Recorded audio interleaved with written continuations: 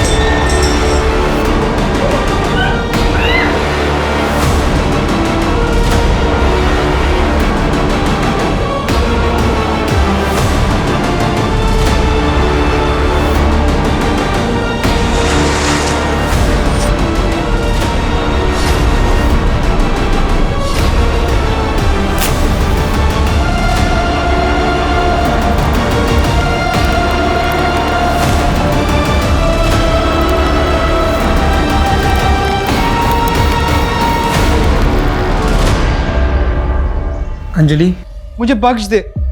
मैं तुझे 1 लाख रुपए देने के लिए तैयार हूँ। तूने मुझे बहुत हर्ट किया है और अब ये पैसे देके मेरा मुंह बंद करवाना चाहता है। मैं तुझे 1.5 लाख रुपए देता हूँ, तू बस मुझे माफ कर दे। छूना भी मत मुझे, समझा?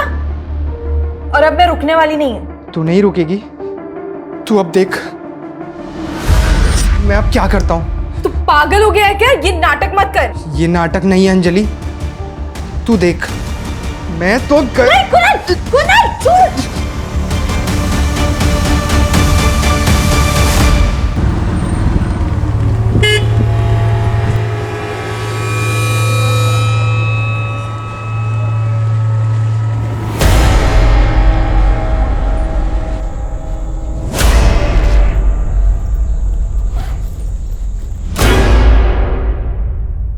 दीदी आप आ गए? आज इतना लेट कैसे हो गया? कुछ नहीं, बस ऐसे बहुत अजीब फील हो रहा है प्रिया। आप रुको, मैं आपके लिए पानी लेके आती हूँ। ये लो पियो और बताओ क्या हुआ। वो मेरी जॉब छूट गई है, पर तू टेंशन मत ले, हम अभी के अभी पूना शिफ्ट हो रहे हैं, ठीक है? अभी? हाँ अभी।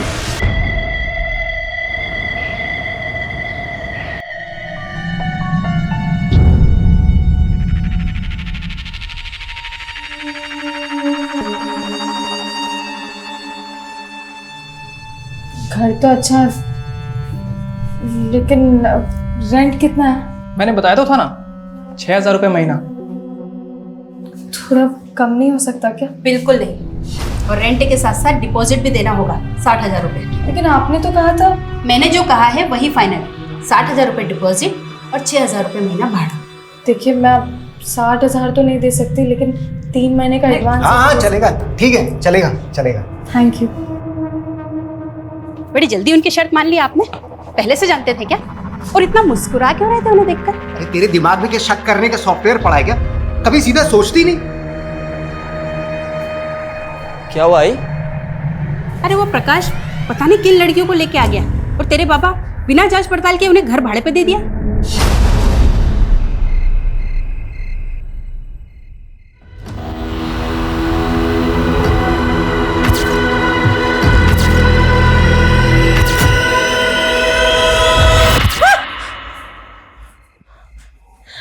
दीदी आप ठीक हो? हाँ। आपको फिर से वो सपना है ना दीदी? हाँ, सपना ही था। दीदी आपने मेडिसिन ली थी, आपको फिर से वो इल्यूजन हो रहा है। फैन क्यों बंद है? वो दीदी लाइट नहीं आ रही है।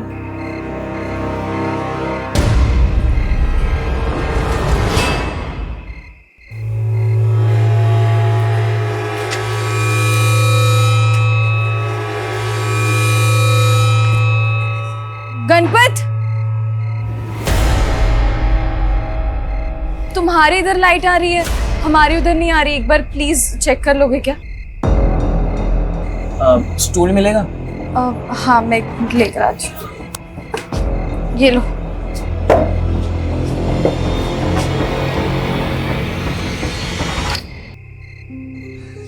हमसे गिर गया था, पावर शेडिंग की वजह से शायद। Thank you. संभाल के।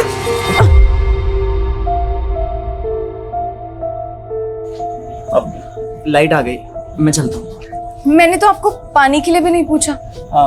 नहीं, इट्स ओके, मुझे वैसे भी रात भर पढ़ाई करनी है। तो कॉफी बना देती हूँ, रात भर नींद भी नहीं आएगी। नहीं, इट्स ओके, चलेगा। अरे आओ ना, आओ, आओ चलो। अरे कोई बात नहीं, चलेगा। बैठो, मैं बना के लेकर आती हूँ। बैठो। इतनी रात को तू यहाँ पे क्या कर रहा है? अरे वो आंटी, मैंने बुलाया था क्योंकि मेरे घर की लाइट चली गई थी। लाइट जाने का बहाना बनाकर तूने मेरे बेटे को यहाँ पर बुलाया है? क्या? आई कुछ भी तू मत। तो चुप ही कर। तू जानता नहीं है ऐसी लड़कियों को?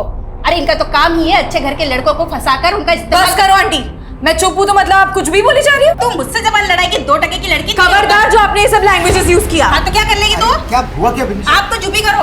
आपको कहा था ना इन लड़कियों को भाड़े पे मत रखो। देखो इतनी रात को हमारे बेटे को यहाँ पे बुलाकर पता नहीं क्या क्या कर रही थी। अरे कोई वीडियो स्टूडियो बनाकर ब्लैकमेल करती तो? आंटी अब आप बहुत ज्यादा बोल रही हो। हाँ तो क्या कर लेगी तू?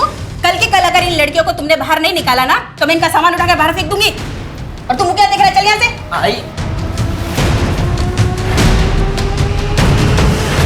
सॉरी, लेकिन तुमको दूसरा घर देखना होगा। अरे पर अचानक हम लोग कहाँ जाएंगे? मैं कुछ कर नहीं सकता इस मामले में।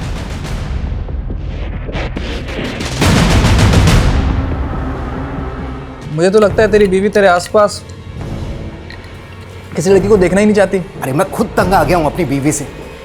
और ये जो लड़की है ना, ये भी कम नहीं है। उल्टी नदी बहा रही है, मेरे बेटे पर लट्टू हो रही है वो। क्या? वो लड़की तो बड़ी तेज निकली। ऐसे कैसे घर छोड़ दे? मैं ये घर छोड़ के कहीं नहीं जाने वाली।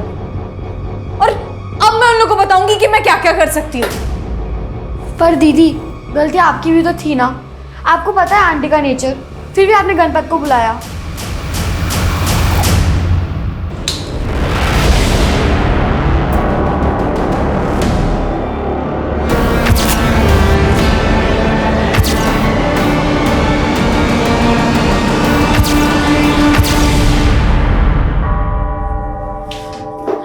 दीदी, अंजलि दीदी, दीदी उठो।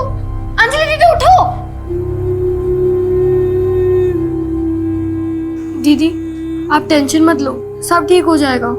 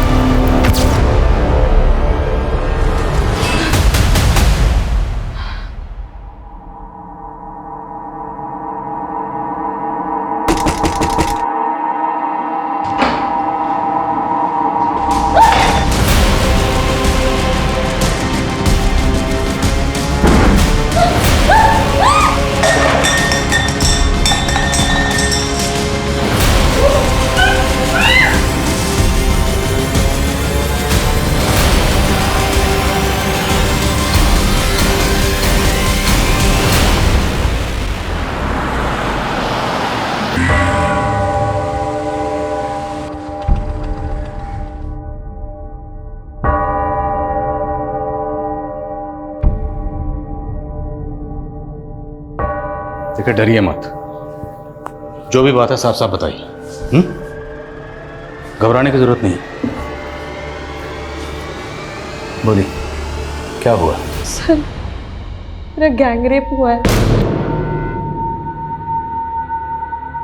कितने लोग थे? 2 नहीं, ये शायद 3। आप जानती हैं उन्हें? बहुत अंधेरा था, मैं किसी का चेहरा देख नहीं सकी। कहाँ हुआ? मेरे घर। घर पे? आपकी फैमिली कहाँ रहती है? मैं अपनी छोटी बहन के साथ रहती हूँ। हम रेंट पर रहते हैं सर, प्लीज़ हेल्प मी। घबराइए मत, सब ठीक हो जाएगा। हम मदद करेंगे हर तरह से। लेकिन पहले हमें आपका मेडिकल करवाना पड़ेगा।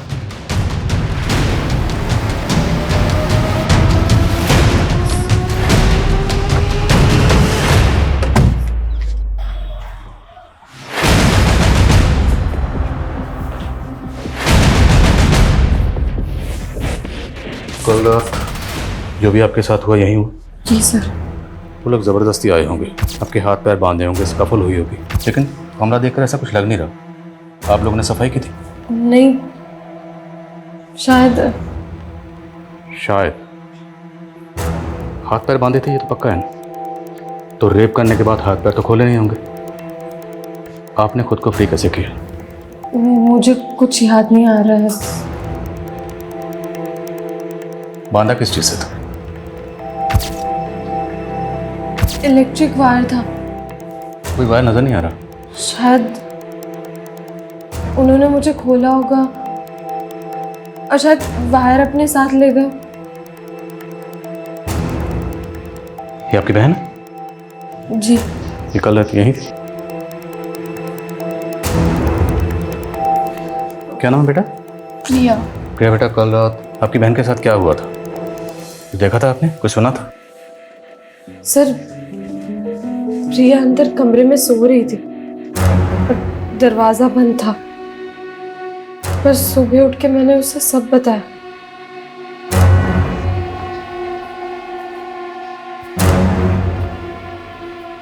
ये लड़की अंजलि कह रही है कि इसका गैंग रेप हुआ है, लेकिन क्या हुआ, कैसे हुआ, इसका कुछ याद नहीं। छोटी बहन साथ में मौजूद थी, उसने भी कुछ देखा नहीं, कुछ सुना नहीं। कैसे मुमकिन है? पड़ोसी से पता करो, शायद किसी ने कुछ देखा है, सुना। मैं मकान मालिक से मिलता हूँ। Okay sir. क्या अंजलि का रेप? गैंग रेप हुआ मैडम। कब? कल रात को। आप लोगों ने कुछ तो सुना होगा, स्ट्रगल की कोई आवाज़ आई होगी, कुछ तोड़फोड़ हुई होगी। कल रात इस एरिया की इलेक्ट्रिसिटी गई। हाँ सर, लाइट तो गई थी। इस इलाके में पावर शेडिंग की वजह से अक्सर लाइट चली जाती है, लेकिन ऐसी तो कोई आवाज़ नहीं सुनाई दी जिससे लगे कि ऐसा कुछ हुआ। अरे कुछ हुआ होता तो सुनते ना। मतलब? सर, ये बड़ी लड़की है ना, ये बहुत चालाक है। हमने तो उसे कल ही घर छोड़ के जाने के लिए बोल दिया था, और देखो घर खाली ना करना पड़े इसके लिए ये सब लेकर बैठ गई है। और आप ये घर खाली क्यों करवा रही थी? वो किराया नहीं दे पा रही थी सर। सर, आस पड़ोस में इंक्वायरी की, किसी ने कोई आवाज नहीं सुनी। मकान मालिकन बोल रही है कि लड़की झूठ बोल रही है।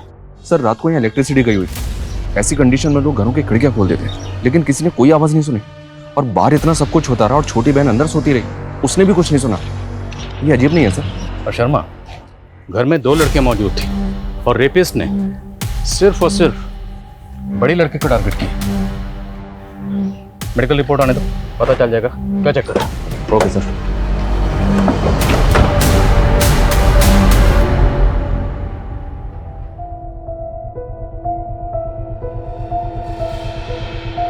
दीदी, कल रात सच में आपके साथ? तो क्या मैं झूठ बोल रही हूँ? नहीं दीदी, पर फिर आपने मुझे रात में क्यों नहीं बताया?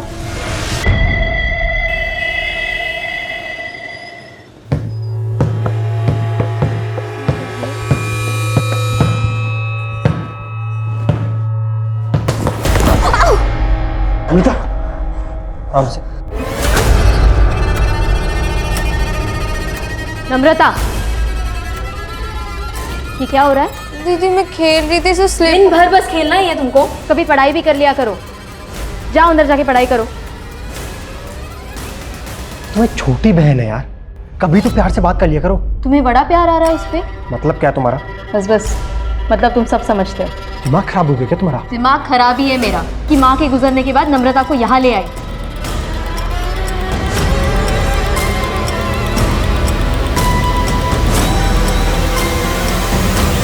सर, ये अंजलि की मेडिकल रिपोर्ट, उसकी बॉडी पे किसी भी तरह की खरोच के निशान नहीं है, जिससे ये साबित हो कि उसके साथ जबरदस्ती हुई, और ना ही किसी रेपिस्ट के सीमेन सैंपल्स। रिपोर्ट्स भी कंफर्म नहीं कर रही है सर कि उसके साथ रेप हुआ है, हालांकि लड़की सेक्सुअली एक्टिव थी। अंजलि की बॉडी पे किसी रेपिस्ट के सेमेन नहीं मिले और उनके घर पर उन 2 बहनों के अलावा किसी तीसरे शख्स के फिंगरप्रिंट्स नहीं मिले। अंजलि की मकान मालिक ने बोला था सर कि अंजलि झूठ बोल रही है और ये रिपोर्ट्स भी इसी तरफ इशारा कर रही हैं। देखते हैं अंजलि इस बारे में क्या कहती है। हाँ सर, ये बात सच है कि मकान मालिक ने हमें घर खाली करने को कहा था, लेकिन सर मैं झूठ नहीं बोल रही हूँ, मेरा सच में रेप हुआ है। गैंग रेप कहा था। हाँ। और आपकी बॉडी पर किसी रेपिस्ट के सीमन नहीं मिले। लेकिन सर उन लोगों ने मेरे साथ जबरदस्ती की थी। हाँ लेकिन उन लोगों ने मेरे साथ रेप करने के बाद मुझे जबरदस्ती नहला दिया था। सर शायद इसी वजह से सिमरन। ये आपने हमें पहले क्यों नहीं बताया? सर मैं बहुत ज्यादा पैनिक हो गई थी, मेरे साथ इतना सब कुछ हुआ लेकिन आप लोग भरोसा करने के लिए तैयार ही नहीं। मीडिया वाले सही कहते हैं, आप लोग के इसी रवैये की वजह से ना 90% ऑफ रेप विक्टिम रिपोर्ट लिखवाने से डरते हैं। देखिए हम खुद कुछ नहीं कह रहे हैं, ये सब आपकी मेडिकल रिपोर्ट में लिख के रहा है। और आपकी बहन भी तो मौजूद थी। प्रिया बेटा, हमें वाकई समझ में नहीं आ रहा, आपकी बहन के साथ इतना कुछ हुआ, आपने कुछ देखा नहीं, कुछ सुना नहीं, कैसे? वो सर, मुझे उस दिन फीवर था इसलिए मैं दवाई लेकर सो गई थी, शायद इसलिए मेरी आंखें नहीं खुली। सर मुझे ऐसा लग रहा है कि अंजलि ने अपनी बहन को रटा दिया है, जो उसे हमारे सामने क्या बोलना है। एक काम करते हैं, अंजलि से थोड़ा सख्ती से इंक्वायरी करते हैं। नहीं कर सकते, देखा नहीं तो कैसे मीडिया का हवाला देकर रेप विक्टिम्स की बातें कर रही थी। अगर हमने ऐसा किया तो मीडिया में बवाल मचाएगी कि हम उसकी बात सुन नहीं रहे। तो फिर क्या करना चाहिए सर? पता करना होगा कि अंजलि झूठ किस मकसद से बोल रही है।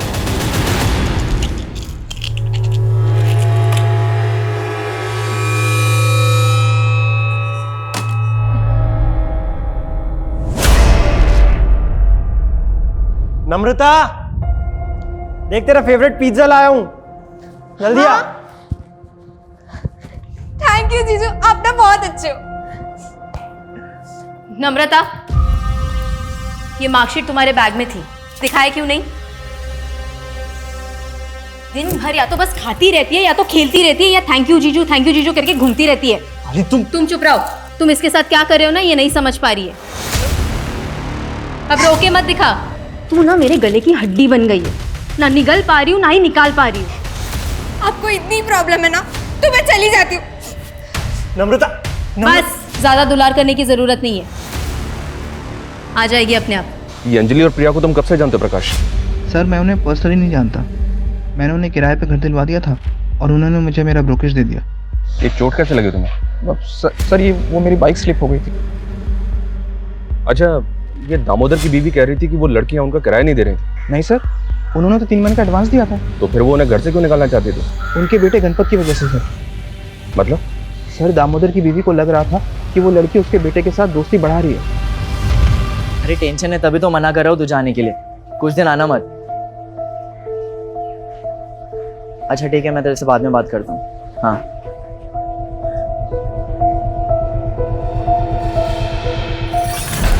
अरे आजकल तो हर रात सुहाग रात। था फिर मुझे मालूम नहीं था कि तेरी जोड़ी ऐसे रास आएगी। अरे भाई तू बस देखता जा, अपना धंधा भी बढ़ेगा और मजे तो मजे भी होते रहेंगे। अच्छा फिर बॉस कौन है मालूम है ना? कौन है बॉस?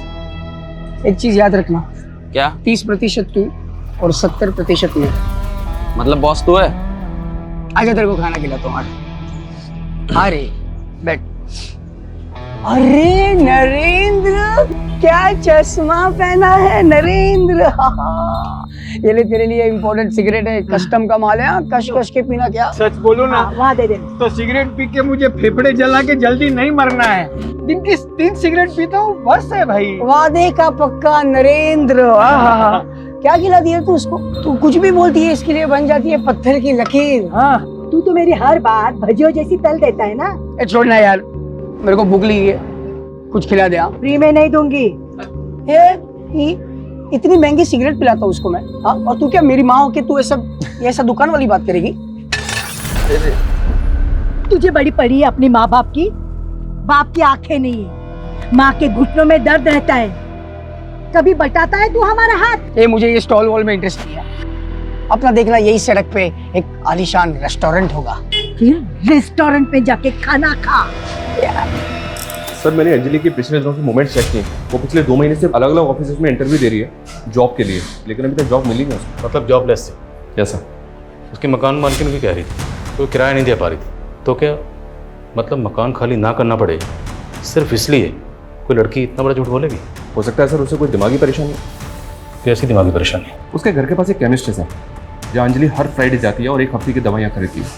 मैंने उस केमिस्ट से बात की, उसने बताया कि अंजलि ये दवाइयाँ साइकाट्रिस्ट के प्रेस्क्रिप्शन पे खरीद रही है। नासिक की सर्वदीप डिस्पेंसरी की प्रेस्क्रिप्शन थी वो। सर क्या मैं आपको पागल लगती हूँ? बिल्कुल नहीं। पर आपको मेंटल हेल्थ के क्या इश्यूज हैं? किस चीज़ की मेडिसिन ले रही हैं आप? मैं मेंटल स्ट्रेस से गुजर रही हूँ। कैसी स्ट्रेस? सर लाइफ में स्ट्रेस कम नहीं है। जॉब का स्ट्रेस, सर्वाइवल का स्ट्रेस, रेंट का स्ट्रेस और प्लस मेरी बहन का फीस का स्ट्रेस। सर मेरे अलावा मेरी बहन का इस दुनिया में कोई नहीं है। देखिए मैं समझ रहा हूँ लेकिन आप नहीं समझ रहे। आप एक ही सवाल बार बार पूछे जा रहे हैं, उसकी वजह से मुझे और स्ट्रेस हो रहा है। सर मेरे साथ इतना कुछ हुआ है और आप बाल की खाल निकालने पे तुले हैं। मैडम अभी तो बाल ही नहीं मिला तो खाल क्या निकालेंगे? एक भी ऐसा क्लू नहीं मिला जिससे साबित हो कि आपका रेप हुआ। सर आप लोगों ने तो ठान ही लिया कि आप लोग मुझे इंसाफ दिलवाएंगे ही। मैं आप लोगों को कितनी बार बोलूं कि मैं झूठ नहीं बोल रही हूं? अब क्या अपने आप को जलाकर अग्नि परीक्षा देनी होगी? ठीक है तो फिर यही सही। दीदी नहीं छोड़ो उसे। छोड़ो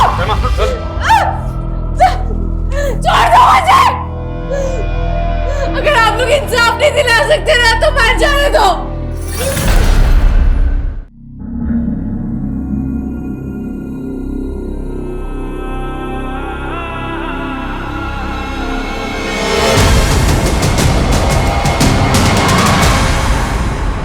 यस सर, ये लड़की मेरी पेशेंट थी। 4 महीने पहले ही मेरे पास आई थी। मुझे ना बहुत ज़्यादा स्ट्रेस है। पूरी रात नींद नहीं आती है। प्रॉब्लम क्या है? वो सपना। सपना? उसको चलता हुआ देखती हूँ। मैंने इससे 2 सेशन ही बात की थी और मैं समझ गई थी कि ये कोई सपना नहीं है, बल्कि उसका कोई पास्ट है जिसमें उसने किसी जिंदा औरत को जलते हुए विटनेस किया है। तो क्या अंजलि ने आपको ये बताया था कि उस औरत से उसका रिश्ता क्या है? एक्चुअली उसने खुलकर कुछ भी नहीं बताया, बल्कि मैं सोच रही थी कि नेक्स्ट सेशन में उसे डीपली डिस्कस करूंगी, पर उसने तो आना ही बंद कर दिया। वो नासिक में कहाँ रहती है? शायद गणेश नगर। वहीं पास में ही कोई अनुवा केमिकल्स करके कोई एक कंपनी है, शायद उसी में काम करती थी। क्या अंजलि ने रेप केस फाइल किया है? उसने तो हमें ये बताया कि उसका गैंग रेप हुआ है। पर सर ये सब किया किसने? वो तो अंजलि को भी नहीं पता है, लेकिन हम ये जानना चाहते हैं कि उसने यहाँ का जॉब क्यों छोड़ा। सर वो जॉब करने आई कहाँ थी? मतलब? सर मुझे आपको बताने से बहुत डर लग रहा है, लेकिन आपको कहीं और से सच्चाई पता चले इससे पहले मैं आपको सच बता देता हूँ। भाई बहुत तगड़ा ऑर्डर लगा इस बार हाथ। क्या बात है? 1 kg ड्रग कानपुर ले जाना है। रिस्क तो है, पता क्या करें? नरेंद्र, अरे मेरा बाप कब काम आएगा? सुन, ये दिव्या लोग है ना, ये लोग को क्या मिलता है मालूम है? हमदर्दी। ये लोग का चेकिंग होने का चांसेस बहुत कम है।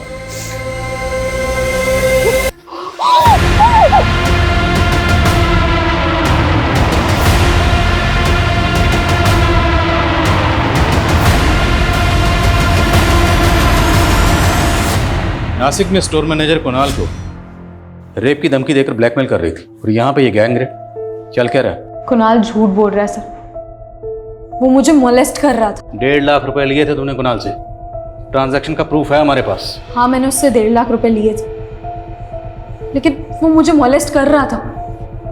मैंने उसके खिलाफ कंप्लेंट करने का भी सोचा, लेकिन जब उसने सुसाइड करने की कोशिश की तो मैं पीछे हट गई।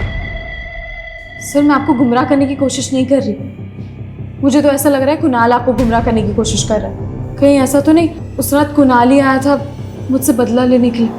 हमने बार बार पूछा कि आपके साथ जो भी हुआ वो किसने किया, कौन था, कुछ याद नहीं आया, और अब अचानक कुणाल पे शक। नई कहानी। वैसे और भी कई कहानियाँ हैं जो पता चली हैं। वो औरत कौन है जो जिंदा जली? साइकियाट्रिस्ट ने सब कुछ बता दिया। और भी किसी क्राइम में इन्वॉल्व हो? सर मैंने कभी कोई क्राइम नहीं किया है। वो औरत कौन थी जो जिंदा जली? वो हमारी माँ थी सर, जिसको हमारी आंखों के सामने जिंदा जला दिया गया। किसने जलाया? हमारे गांव वालों ने, जिसमें हमारा बाप भी शामिल था। हमारे बाप का बस चलता तो हमें बेच देते, उससे पीछा छुड़ाने के लिए हमें यहाँ आना पड़ा। मकान मालिक को बोला था कि माँ बाप मर चुके हैं, अब कह रही हो कि बाप जिंदा है, उसी ने माँ को मारा। झूठ क्यों बोला? हाँ सर, मैंने झूठ बोला। अगर सच बोलती तो वो हमें किराए पे भी नहीं रखती। अच्छा, मकान खाली ना करना पड़े तो इसलिए झूठ का सहारा। एक बात बताओ, तुम खुद के लिए इंसाफ चाहती, अब तुम खुद कह रही हो कि तुम्हारी माँ को तुम्हारे बाप ने मारा था, तो फिर उस वक्त पुलिस कंप्लेंट क्यों नहीं की? तब हिम्मत नहीं थी सर, पर अब लग रहा है सच बोल के भी कोई फायदा नहीं है। अब आप क्या चाहते हैं कि हम भी अपनी माँ की तरह जल के मर जाएं? एक और ड्रामा नहीं चाहिए मुझे, समझे? सर आप ऐसे ही पल्ला नहीं झाड़ सकते। मेरा गैंगरेप हुआ है और ये आपकी ड्यूटी है कि आप मेरे गुनाहगारों को पकड़े।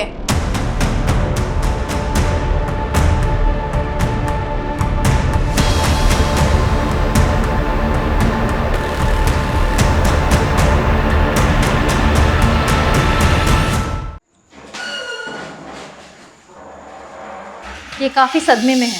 पूछिए इसे इसके साथ क्या हुआ था और ये इस मार्केट में कैसे पहुंची।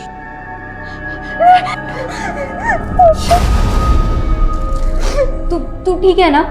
मेरे रेप हुआ है दीदी। क्या?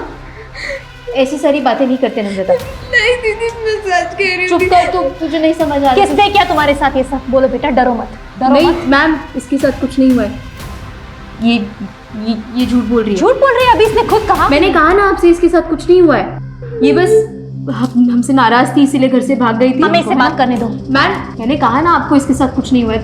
तू बता ना इनको, बता इनको। बोलो। देख लिया आपने, ठीक है, ये इसके साथ कुछ नहीं हुआ है। नम्रता,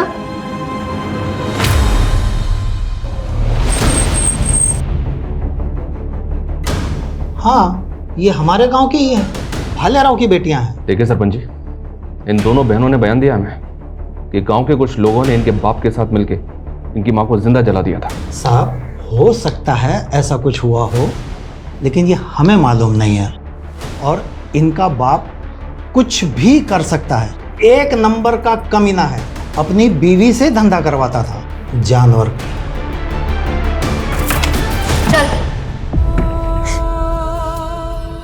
कहाँ भाग गई थी? और ये क्या नई स्टोरी बनाई है? मेरा सच में रेप हुआ। बस, आज के बाद ये बात तेरी जुबान पे नहीं आनी चाहिए। अंदर जा और कपड़े बदल, और आज से तेरा इस घर के बाहर निकलना बंद। अंजलि के गांव वालों का भी यही कहना है सर कि अंजलि और प्रिया का बाप उनकी मां से धंधा करवाता था। हो सकता है अंजलि और प्रिया उससे भाग रही हैं। तो शर्मा, अंजलि ने हमें जो अपने पास्ट के बारे में बताया उसमें सच्चाई तो है, लेकिन सर भरोसा नहीं कर सकते। हो सकता है दोनों बहनें अपने बाप के कहने पे लोगों से गलत तरीके से पैसा वसूल करती हैं, जैसे अंजलि ने कुणाल को हनी ट्रैप करके ब्लैकमेल किया। और यहाँ वो कह रही है कि उसके साथ गैंगरेप हुआ, लेकिन अभी तक इसका कोई सबूत नहीं मिला है सर। हो सकता है इसके पीछे अंजलि का कोई एजेंडा हो। लेकिन शर्मा, सबूत तो एजेंडे के भी नहीं मिले। क्यों ना हम इस केस को इस नज़रिए से तहकीकात करें कि अंजलि के साथ ये सब कुछ हुआ है। हो सकता है ये कोई रैंडम क्रिमिनल हो, एरिया के जितने भी उठाए गिरे हैं, हिस्ट्री शीटर हैं, सबको उठाओ। और अगर ये गैंगरेप है तो फिर अंजलि के साथ किसने किया है? उसने कुणाल पे शक जताया था सर। देखता हूँ वो उस रात कहाँ था। एजेंट प्रकाश को भी चेक करो। और दामोदर के बेटे गणपत के साथ अंजलि फ्रेंडली हो रही थी, इसलिए दामोदर की बीवी विनिशा दोनों बहनों से मकान खाली करवा रही थी। फिर उस फैमिली को चेक करो। Okay sir.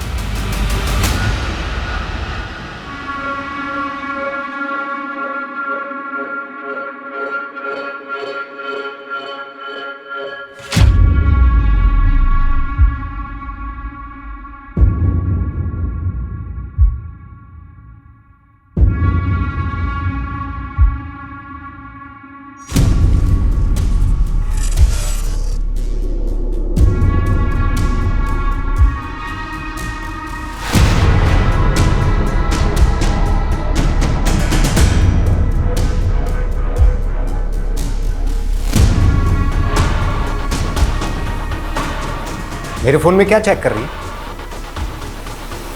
यही कि उस रात तुमने किसे कॉल किया?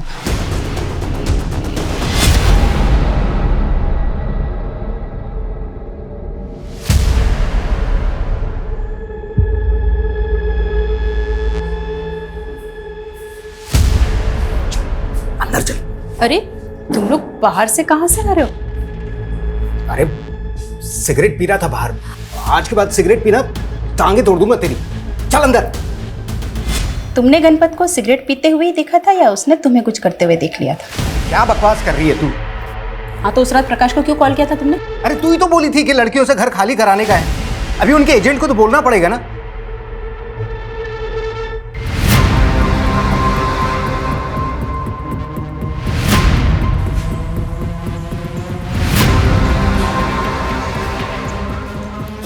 क्या हुआ है? उस रात तेरे पापा ने तुझे सिगरेट पीते ही पकड़ा था ना, या कुछ और करते हुए? क्या बोल रही है आई? यही कि तेरा बाप तुझे बचा रहा है या तू अपने बाप को बचा रहा है?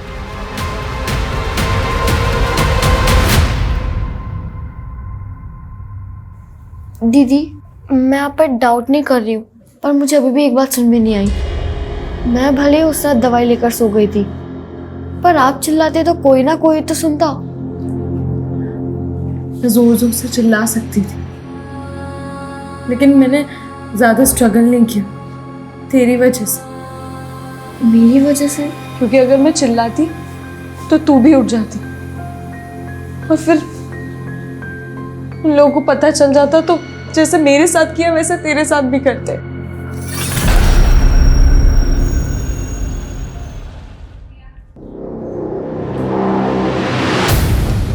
नम्रता ने हमें आपके फोन से कॉल किया था।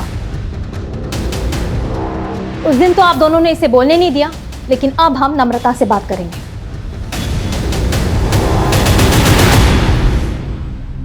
घबराओ मत बेटा, बोलो। मैं दीदी से गुस्सा थी और दूर चली गई थी। वहां बहुत अंधेरा था।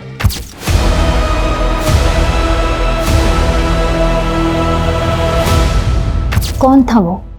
तुम जानती थी उसको? अंजलि है बेटा। आप फिर आ गई मेरी तकलीफ का मजाक उड़ाने। मैं तुमसे बात करना चाहती हूँ। बोलिए।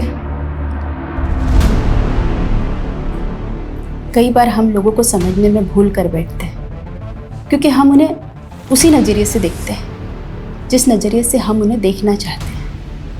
लेकिन हर बात का दूसरा पहलू भी तो होता है। फिर आप ही सोचें कि मैं अपने रेप को लेकर झूठ क्यों बोलूँगी। कई बार सच बदनाम हो जाता है और झूठ को हमदर्दी मिल जाती है। आप तो मुझे बदनाम करना चाहती थी। जिस तरह से तुम अपने सच के साथ खड़ी हो, मुझे बहुत शर्मिंदगी हो रही, और अब मैं तुम्हारा साथ देना चाहती हूँ। इसलिए मैंने पुलिस को बुलाया है और अब मैं उन्हें कुछ बताना चाहती हूँ।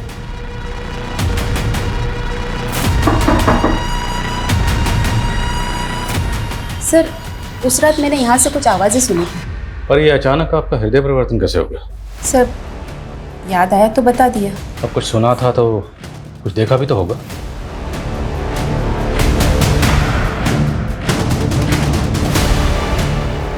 कुछ देखा था? नहीं सर, देखा तो कुछ नहीं था।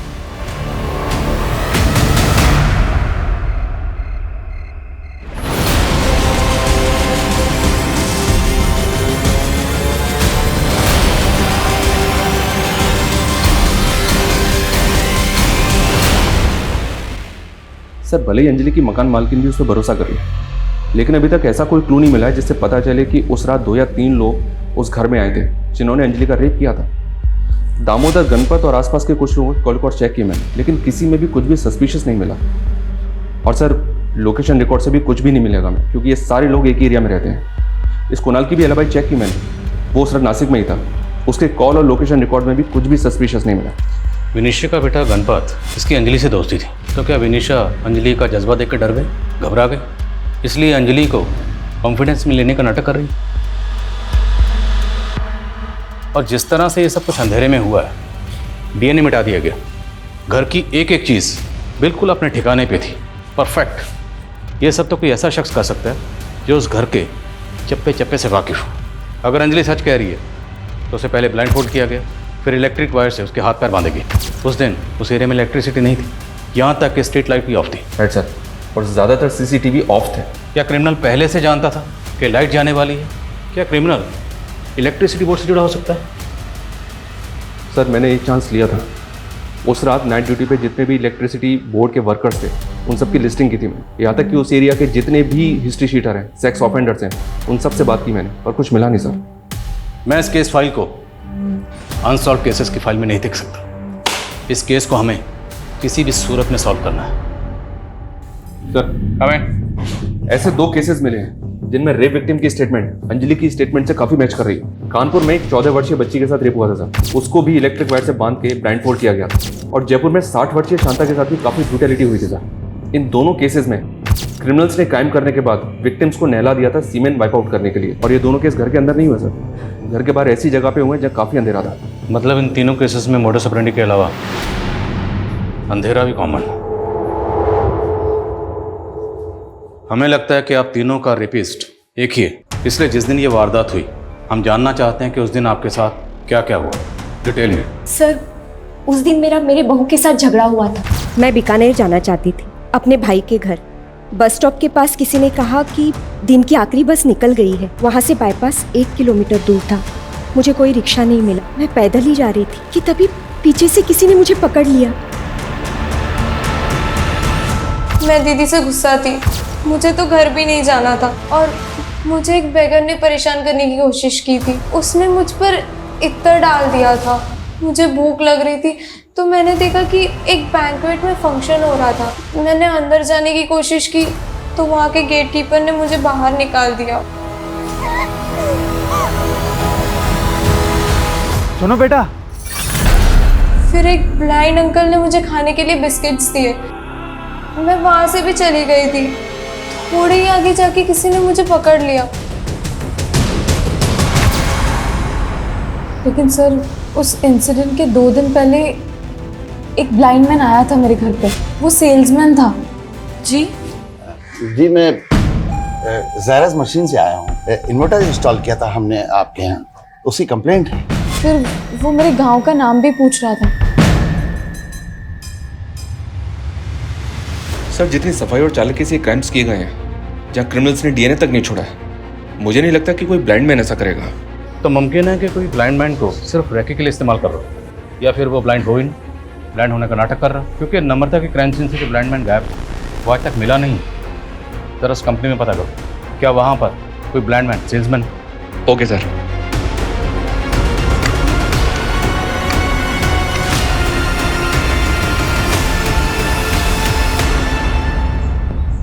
नरेंद्र। हाँ किरण हमेशा लेट आता है। हाँ अभी क्या कर सकते हैं। किरण आ गया। कितना वेट कराता है तू?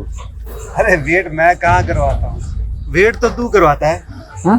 हर औरत के साथ सबसे पहले लगता है। हाँ? और इतना लंबा लगता है कि हमें इंतजार करना पड़ता है।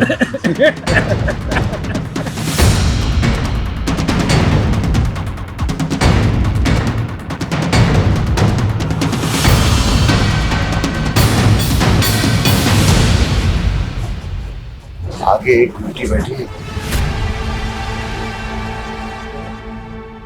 एक ही शूट है।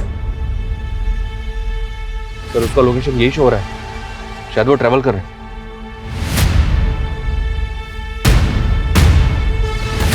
कहीं वो इस बस में तो ट्रैवल नहीं कर रहा? हो सकता है सर।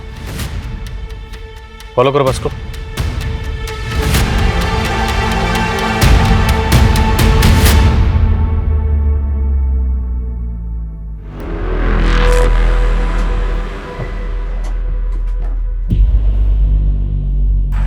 मुझे तो 18 साल से ज्यादा नहीं लगती। मुझे तो 30 की लगती है।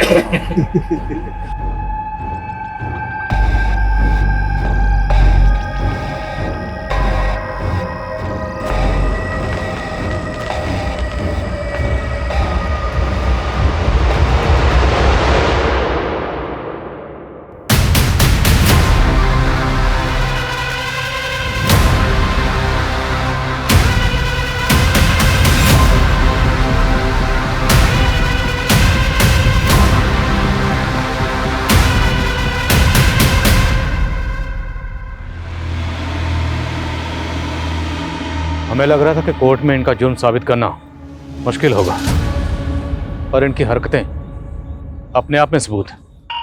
वीडियो बनाओ इनका।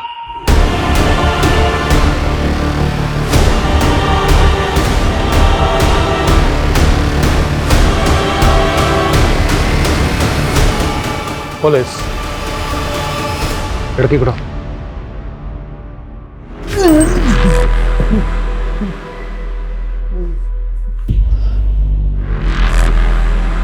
कानपुर की नम्रता, जयपुर की शांता और पुणे की अंजलि, तीनों विक्टिम्स ने तुम लोगों की तस्वीरों को आइडेंटिफाई किया। हो ही नहीं सकता, आप हमारे खिलाफ कुछ साबित नहीं कर पाएंगे।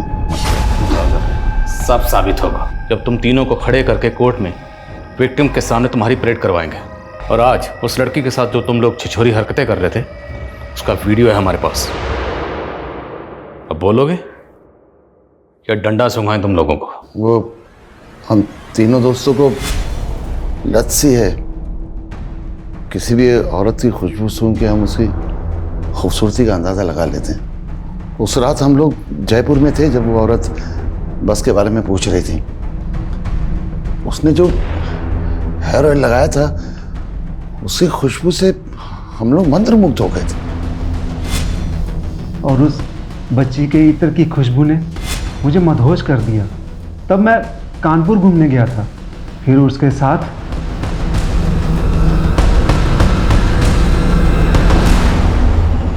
तुम सिर्फ रैंडम लड़कियों को टारगेट नहीं करते शारिक। तुम्हारा असली नाम शारिक है, ये मैं पता चल गया। तुमने अपना नाम बदला सुधीर और बन गए इन्वर्टर सेल्समैन। वो वर्धा में मुझसे एक कांड हो गया था, वहाँ की पुलिस शारिक नाम के आदमी को ढूंढ रही थी, इसलिए मैंने नाम बदल लिया। वर्धा, अंजलि वर्धा की है, तो जानता है ना उसको? जी माफ कीजिएगा, आपकी आवाज कुछ जानी पहचानी सी लगती है। उसके गांव के पास ही मेरा गांव था, उसके बाप को भी जानता था मैं, बहुत पहले उसकी फैमिली से भी मिला था। आवाज से पहचान लिया? मुमकिन ही नहीं है। दिखता है ना तुझे, अंधा नहीं है ना तू? मैं पार्शियली ब्लाइंड हूँ, 70% अंधा हूँ मैं, और ये किरण ये 60% अंधा है, और नरेंद्र कंप्लीट ब्लाइंड। ताज्जुब इस बात का नहीं कि तुम लोग विक्टिम्स के साथ रेप करने के बाद उन्हें नहला देते थे ताकि सीमेंस धुल जाए। तुम्हें ये सब पता था, इस बात की हैरानी नहीं है। हैरानी इस बात की है कि विक्टिम्स को पता नहीं चलता था कि तुम लोग अंधे हो, ब्लाइंड हो, और इतनी सफाई से अपना काम करके निकल जाते थे। कैसे करते थे इस? अंधेरा आंख वालों की कमजोरी है, हमारी नहीं।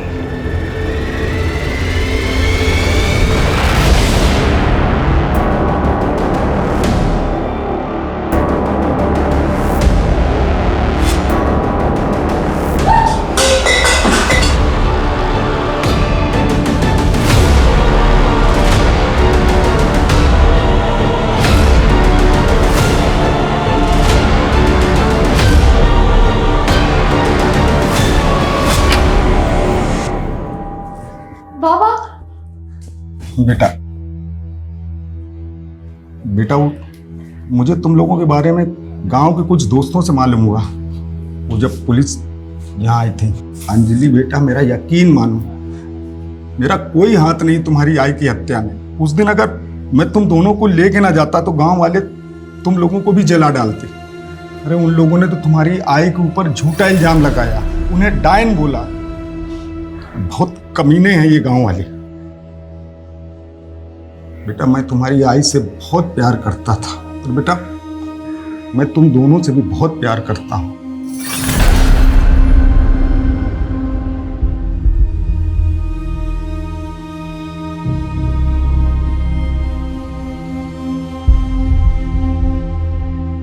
ऐसे स्ट्रेंज केस के बारे में तो मैंने कभी नहीं सुना था सर।